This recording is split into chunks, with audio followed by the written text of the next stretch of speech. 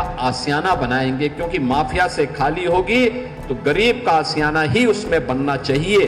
Mafia के द्वारा अर्जित संपत्ति को जब हम लोग गरीबों में बांटने का काम करते हैं तो उसकी चिढ़ इनके पार्टनर समाजवादी पार्टी की लोग बिहार के अंदर भाषण के माध्यम से, बयानों के माध्यम से निकालने का काम कर रहे हैं। यूपी में मुख्यमंत्री योगी आदित्यनाथ ने गरीबों को बड़ी सौगात दी है और ये सौगात है गरीबों को राजधानी लखनऊ में अपना खुद का आशियाना मिलना, क्योंकि ये आशियाना बना है माफिया मुख्तार अंसारी की जमीन पर। दरअसल पूर्वांचल के माफिया मुख्तार अंसारी की अवैध कब्जे वाली लखनऊ की जमीन पर आज 72 गरीब परिवारों को नया घर मिला। मुख्यमंत्री योगी आदित्यनाथ ने राजधानी लखनऊ के हजरतगंज इलाके में आर्थिक रूप से कमजोर वर्ग के लोगों को नए फ्लैटों की चाबियां सौंपते हुए कहा कि माफिया किसी का नहीं होता, वो गरीबों का शोषण करता है। अब युग बदल चुका है, माफिया की जमीन अब गरीबों की गोद में। वहीं लखनऊ में आयोजित आवंटन पत्र वितरण और सरदार वल्लभ भाई पटेल आवासीय योजना के उद्घाटन अवसर पर सीएम योगी ने संबोधित करते हुए कहा कि आज का ये कार्यक्रम केवल एक कार्यक्रम नहीं है, ये अपने आप में एक संदेश भी है कि अगर किसी गरीब की, किसी व्यापारी की, किसी सार्वजनिक संपत्ति की और किसी सरकारी भूमि पर किसी माफिया ने, किसी अपराधी ने कब्जा किया तो उसका यही हाल होगा जो यहां पर हम लोगों ने किया है, और वही हाल होगा जो प्रयागराज में इससे पहले हम लोगों ने किया है। बहनों और भाइयों, ये लखनऊ की सबसे प्राइम लोकेशन है, सबसे प्राइम लोकेशन। एक आवास जिसे एलडीए ने 10,70,000 में उपलब्ध करवाया है, अगर मार्केट रेट के हिसाब से इसको देखा जाए तो ये कम से कम 1 करोड़ में पड़ती यहां पर। लेकिन रियायत करते हुए मेरी इच्छा थी कि जब माफिया से खाली करवाएंगे तो माफिया से खाली कराने के बाद हम इस लैंड पर गरीबों का आशियाना बनाएंगे, क्योंकि माफिया से खाली होगी तो गरीब का आशियाना ही उसमें बनना चाहिए। और ये उन लोगों के लिए भी संदेश है जो लोग माफिया को अपना शागिर्द बनाते हैं,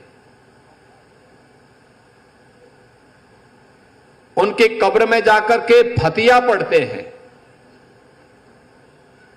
उन माफिया को गले लगा करके गरीबों का शोषण करते हैं या करवाते रहे हैं। अब उत्तर प्रदेश में तो नहीं कर पाएंगे, उत्तर प्रदेश की जनता तो उनकी असलियत समझ चुकी है, इसलिए उनको जवाब देती है। लेकिन ये सभी जगहों के लिए बराबर लागू होता है। ये माफिया किसी के नहीं है, ये पेशेवर अपराधी किसी के नहीं है, ये हर गरीब का शोषण करते हैं, ये हर व्यापारी का अपहरण करके प्रॉपर्टी बनाते हैं और सामान्य नागरिकों के लिए, बहन और बेटियों की सुरक्षा के लिए इनके गुंडे, इनके गुर्गे हमेशा खतरा पैदा करते रहे हैं। बता दें कि इस कार्यक्रम में योगी की कई बातों का बिहार के चुनाव में भी बड़ा असर देखने को मिलेगा। हालांकि बिहार में प्रचार के दौरान भी सीएम योगी ने यूपी में माफियाओं पर बुलडोजर की कार्रवाई का जिक्र कर माहौल को गरमा दिया है। आप भी सुनिए कि बिहार की धरती पर यूपी में माफियाओं पर चले बुलडोजर को लेकर के योगी ने क्या कुछ कहा है। अब तो उत्तर प्रदेश में माफिया को रौंद करके बुलडोजर जब चलता है